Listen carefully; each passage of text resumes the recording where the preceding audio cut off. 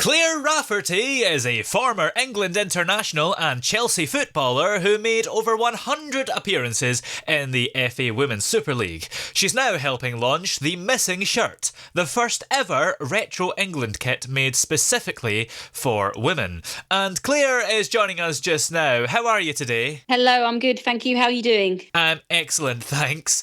Now, before we get into the Missing Shirt, I'd love to take you back. What was it that first drew you into football, and what were those early days like? For me, it was actually watching the men's footballers on TV. And the reason for that is because there weren't any female players that were role models for me.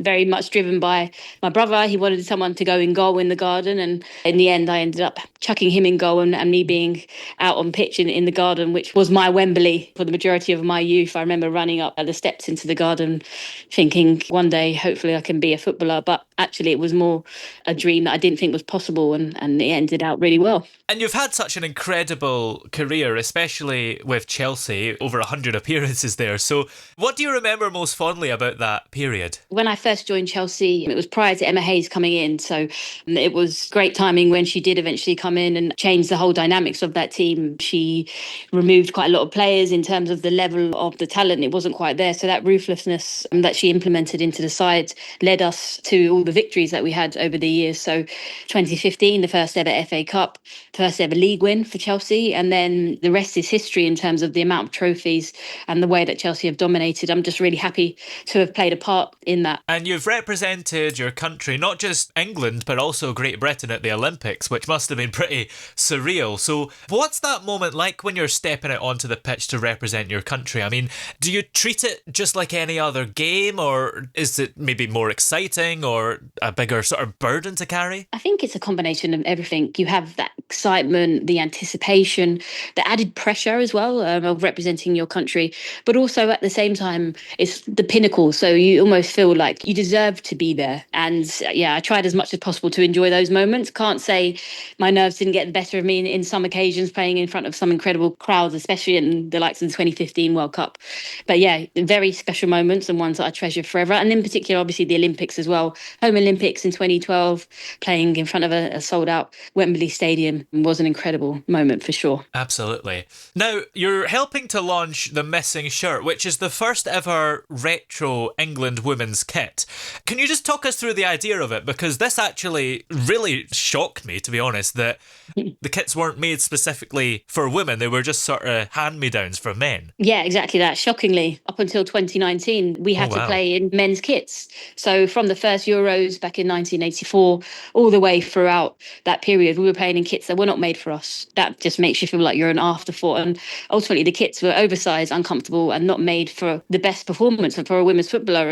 And what this shirt is, it symbolises what we never had. So that missing kit and the missing shirt, that is the focus of that. Ultimately, the design, the fantastic designer from Hattie Crover and the producer Fowdies, what the shirt is inspired by is a snapshot back at some of those retro kits throughout the years, but also having a look at where we are now and into the future. So the vision is very much around celebrating the trailblazers that came prior to my generation. So from 1984, on the sleeves, you actually have the initials of those players that came before. On the back, you then also have names of lionesses and the year that they were not able to wear a women's shirt on the international stage. So I'm actually wearing a kit right now. On the back of my shirt, it's got my name and 15. And 2015 was the opportunity for me to be able to wear a women's shirt, and that wasn't the case. So this shirt that I'm wearing right now, it allows me to celebrate that moment, feeling comfortable and supported. How did wearing a men's shirt affect your performance and your confidence? Do you think that it made a big difference? Yeah, 100%. You felt like you weren't meant to be there. I think for me, I actually used to physically change the kits to feel comfortable. I used to cut the sleeves, I went to ask the medical staff to borrow scissors in order to cut the sleeves, in order to tie up the back of the shirt because it was too big and too baggy and just was clinging in places that clearly where it's not made made for women. So ultimately, it's about kits now being produced and created for performance. And at the time, that wasn't the case because it didn't fit and didn't allow me to perform because I couldn't move the way I wanted to move. And you don't want to step out onto the pitch feeling weighed down. And that's exactly how I felt, weighed down by a kit that wasn't for me. So what was your initial reaction when this idea first came about for the missing shirt? Being able to make a statement that celebrates the legacy of the players that came before, where we're at now, and the future, and that investment into the grassroots, for me, it was something that is really close to my heart. Mostly, being able to really celebrate those trailblazers and all the efforts that they put in that aren't celebrated. So yeah, it was something that was really close to my heart, something that is important to tell the story of those that came before and those that are coming in that next generation. And I think, as I mentioned, it's not just about the past, it's about what's coming next. And obviously we've got the Euros coming up. What a great moment to actually allow people to buy these shirts. So you can buy them at foulnews.com and you can celebrate, as I mentioned, the past, present and future. And you're not just raising awareness, but you're also raising funds. So where exactly will the proceeds from the shirt go, and what kind of difference will it make? It will go directly back into women's grassroots and whether that be kits themselves, infrastructure, obviously, but all the kind of ins and outs day to day that go into making grassroots football work. Lots of people volunteer at that level, and the accessibility is one of the main features. So look, we've made quite big strides in terms of how far we've come as a nation in women's football, but grassroots is where it all starts, and it's the most important stepping stone in order to create that next lioness. So there's still work to do. This kit will help towards that.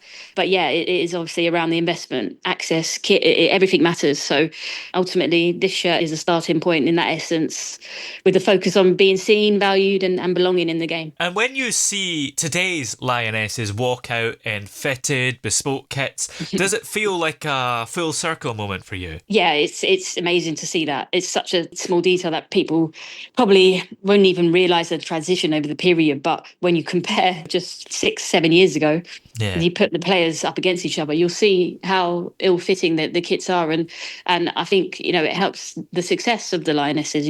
These small details, they make you feel valued, they make you feel pride, not just in your appearance, but, that you're representing your country. And you want to feel like, you put all the hard work in to pay for your country. I think it's the least you can expect in order to have a kit that actually fits you. So it will help towards their success. It seems like it already has. Obviously, we won the Euros back in 2022. So hopefully, it will do the same moving forward. Now, the Euros are, of course, underway, and England, as we all know, are the defending champions.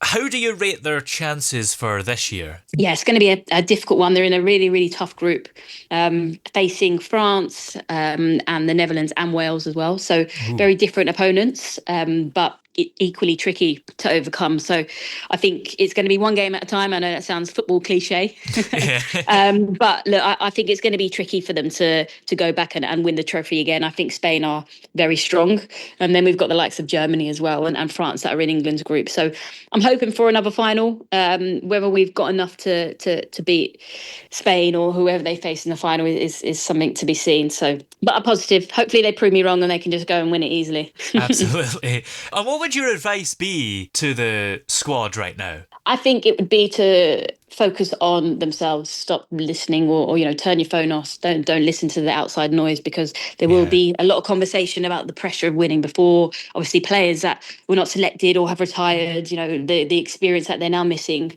There is that kind of negative angle on the Lionesses, but it'd be very much about trusting themselves. I'm sure that each of those players knows exactly what they're expected to do when they get out on the pitch, and Serena Wiegman will have installed the mentality for them to overcome whatever opponent. So yeah, just kind of put your headphones in, don't listen to anyone else, and just do what you're there to do, which is play football. And is there one player across the tournament in any team that you're the most excited to watch? There's a couple, but I'll just answer one. For me, it's Spain's Gonzalez. I did actually catch a bit of her last night in the Spanish game.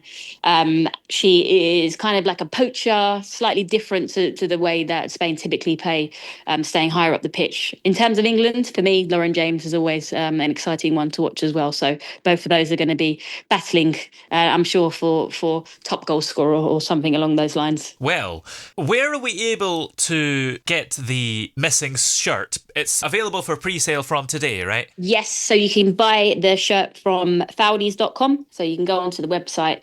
When you do buy your shirt, make sure you tag myself, Fowdies, and the creator, Hattie Crover, in those posts and celebrate the legacy and what's to come. Brilliant. Well, many thanks for joining us today. It's been great having you on the show. Thanks, Toby.